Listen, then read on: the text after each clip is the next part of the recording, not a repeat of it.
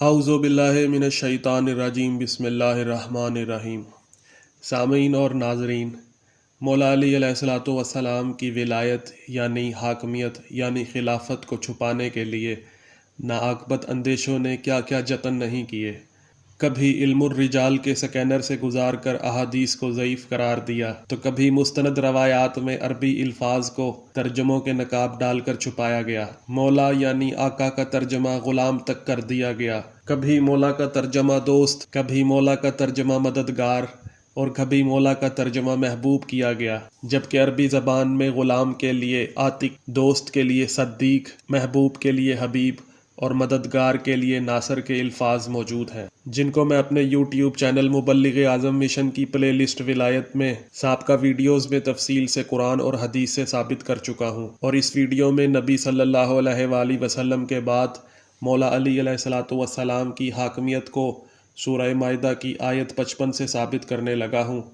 اللہ رب العزت فرماتا ہے، بسم اللہ الرحمن الرحیم، انما ولیکم اللہ ورسولہ والذین آمنوا الذین یقیمون الصلاۃ ویؤتون الزکاۃ وہم راکعون۔ اللہ فرماتا ہے کہ اور تمہارا ولی اللہ ہے اور اس کا رسول ہے، اور وہ جو ایمان لائے اور وہ نماز قائم کرتے ہیں اور وہ زکوٰۃ دیتے ہیں اور وہ رکوع والے ہیں۔ تو سامعین، یہ تو ترجمہ میں نے کیا ہے۔ اب ہم یہ دیکھتے ہیں کہ غیر شیعہ حضرات نے اس آیت کا ترجمہ کیا کیا ہے۔ احمد علی نے اس کا ترجمہ کیا ہے کہ تمہارا دوست تو اللہ اور اس کا رسول اور ایماندار لوگ ہیں جو نماز قائم کرتے ہیں اور زکوٰۃ دیتے ہیں اور وہ عاجزی کرنے والے ہیں۔ اور سامعین، احمد رضا خان بریلوی نے اس کا ترجمہ یوں کیا ہے کہ تمہارے دوست نہیں مگر اللہ اور اس کا رسول اور ایمان والے کہ نماز قائم کرتے ہیں اور زکوٰۃ دیتے ہیں اور اللہ کے حضور جھکے ہوئے ہیں۔ اور سامعین، محمد جونا گڑھی نے اس کا ترجمہ یوں کیا ہے کہ تمہارا دوست خود اللہ ہے اور اس کا رسول ہے اور ایمان والے ہیں جو نمازوں کی پابندی کرتے ہیں اور زکوٰۃ ادا کرتے ہیں اور وہ رکوع، خشوع و خضوع کرنے والے ہیں۔ اور سامعین، فتح محمد جالندری نے اس کا ترجمہ یوں کیا ہے کہ تمہارے دوست تو خدا اور اس کے پیغمبر اور مومن لوگ ہی ہیں جو نماز پڑھتے اور زکوٰۃ دیتے اور خدا کے آگے جھکتے ہیں۔ اور سامعین، ابو الاعلیٰ مودودی نے اس کا ترجمہ یوں کیا ہے کہ تمہارے رفیق تو حقیقت میں صرف اللہ اور اللہ کا رسول اور وہ اہل ایمان ہیں جو نماز قائم کرتے ہیں، زکوٰۃ دیتے ہیں اور اللہ کے آگے جھکنے والے ہیں۔ ڈاکٹر محمد طاہر القادری نے اس آیت کا ترجمہ یوں کیا ہے کہ بے شک تمہارا مددگار دوست تو اللہ اور اس کا رسول صلی اللہ علیہ وآلہ وسلم ہی ہے، اور ساتھ وہ ایمان والے ہیں جو نماز قائم رکھتے ہیں، زکوٰۃ ادا کرتے ہیں اور وہ اللہ کے حضور عاجزی سے جھکنے والے ہیں۔ تو قارئین، آپ نے ملاحظہ کیا کہ مذکورہ آیت ولایت میں احمد علی، احمد رضا خان بریلوی، محمد جونا گڑھی اور فتح محمد جالندری نے ولی کا ترجمہ دوست کیا ہے، جبکہ عربی زبان میں دوست کے لیے صدیق کا لفظ استعمال ہوتا ہے۔ ابو الاعلیٰ مودودی نے ولی کا ترجمہ رفیق کر دیا ہے، جبکہ عربی زبان میں رفیق کے لیے علیحدہ سے ایک لفظ ہے۔ اور ڈاکٹر محمد طاہر القادری نے ولی کا ترجمہ مددگار دوست کر دیا ہے، جبکہ عربی زبان میں مددگار کے لیے ناصر کا لفظ استعمال ہوتا ہے۔ تو سامعین، دشمنان محمد و آل محمد علیہ الصلوۃ والسلام لاکھ لفظوں پر ترجموں کے پردے ڈال دیں، لاکھ ترجموں کے ذریعے مفہوم تبدیل کر دیں، لیکن سب سے بہتر چال چلنے والے اللہ نے اجماعی یعنی عوامی خلیفہ بننے والے ابو بکر کی اپنی زبان سے دوران خطبہ ایک ایسا تاریخی جملہ ادا کروا دیا کہ پھر ان کے مریدوں کی کتب میں ایسا نقش کل حجر کروا دیا کہ اب چاہ کر بھی اس سے چھٹکارا نہیں پا سکتے، اور وہ جملہ ہے، انی قد ولیت علیکم ولست بخیرکم۔ اس جملے کا مطلب ہے کہ میں تمہارا حاکم ہوں اور میں تم سے بہتر نہیں ہوں۔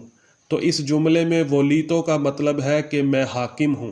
ولیتو کے آخر میں حرف تے اور اس کے اوپر پیش کا مطلب ہے میں یعنی آئی، اور لفظ ولیتو میں واو لام چھوٹی اے کا مطلب ہے ولی یعنی حاکم یعنی سرپرست یعنی مالک یعنی حکمران۔ تو قارئین، اپنے موقف کو ثابت کرنے کے لیے پہلے انہی کی کتب سے کچھ روایات پیش کرنے لگا ہوں۔ سب سے پہلے میں آپ کو تاریخ کی مشہور کتاب تاریخ طبری جلد 2 صفحہ نمبر 412 سے حوالہ پیش کرنے لگا ہوں، جس میں لکھا ہے کہ اس کے بعد ابو بکر نے تقریر کی اور حمد و ثنا کے بعد کہا، اے لوگو، مجھے تمہارا حاکم بنایا گیا ہے، حالانکہ میں تمہارا بہترین فرد نہیں ہوں۔ اگر میں نیکی کروں تو تم میری اعانت کرنا، اور اگر میں برائی کروں تو تم مجھے سیدھا کر دینا۔ تو سامعین و ناظرین، اس روایت میں ولی کا ترجمہ حاکم کیا گیا ہے۔ اور سامعین، خلفائے راشدین صفحہ نمبر 25 میں ابو بکر کا خطبہ لکھا ہے، اس میں لکھا ہے کہ ابو بکر نے کہا کہ صاحبو، میں تم پر حاکم مقرر کیا گیا ہوں، حالانکہ میں تم لوگوں میں سب سے بہتر نہیں ہوں۔ تو سامعین، اس روایت میں بھی مترجم نے ولی کا ترجمہ حاکم کیا ہے۔ اور سامعین، تاریخ کی بہت مشہور کتاب تاریخ ابن کثیر جلد 6 صفحہ نمبر 401 میں بھی ابو بکر کا خطبہ نقل ہوا ہے، جس میں لکھا ہے کہ حضرت ابو بکر نے تقریر کی اور اللہ تعالیٰ کی حمد و ثنا کے بعد فرمایا، اے لوگو، مجھے تم پر حکمران بنایا گیا ہے، حالانکہ میں تم میں سے بہتر نہیں ہوں۔ پس اگر میں اچھا کام کروں تو میری مدد کرنا، اور اگر میں برائی کروں تو مجھے سیدھا کر دینا۔ اور سامعین، شیعہ دشمنی میں لکھی گئی مشہور و معروف کتاب السوائق محرقہ، جس کا ترجمہ اختر فتح پوری نے کیا ہے، اس میں باب خلافت صدیقی کی کیفیت کا بیان اور صفحہ نمبر 56 میں لکھا ہے کہ حضرت ابو بکر نے حمد و ثنا کے بعد تقریر کرتے ہوئے فرمایا کہ لوگو، مجھے تمہارا حاکم بنایا گیا ہے، لیکن میں تم میں سے بہتر نہیں ہوں۔ اگر میں اچھے کام کروں تو میری مدد کرنا، اور اگر میں برا کروں تو مجھے سیدھا کر دینا۔ تو سامعین، اس روایت میں بھی ولی کا ترجمہ حاکم کیا گیا ہے۔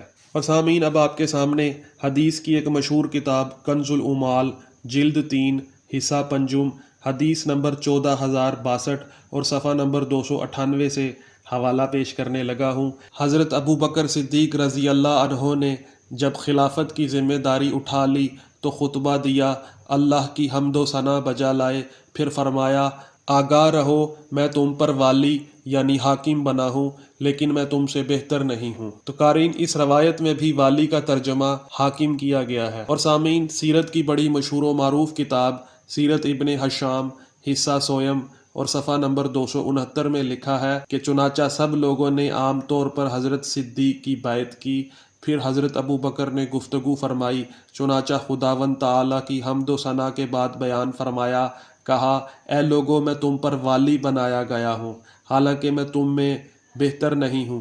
پس اگر میں نیکی کروں تم میری مدد کرو، اور اگر میں برائی کروں پس تم مجھ کو سیدھا اور قائم کر دو۔ اور سامعین، تاریخ کی ایک بہت مشہور کتاب طبقات ابن سعد، جس کو عربی زبان میں الطبقات الکبریٰ بھی کہا جاتا ہے، کی جلد 3 صفحہ 47 میں لکھا ہے کہ ہشام بن عروہ نے اپنے والد سے روایت کی ہے کہ جب ابو بکر والی ہوئے تو انہوں نے لوگوں کو خطبہ سنایا، اللہ کی حمد و ثنا کی، پھر کہا، اما بعد، لوگو، میں تمہارے امر خلافت کا والی تو ہو گیا ہوں، لیکن میں تم سے بہتر نہیں ہوں۔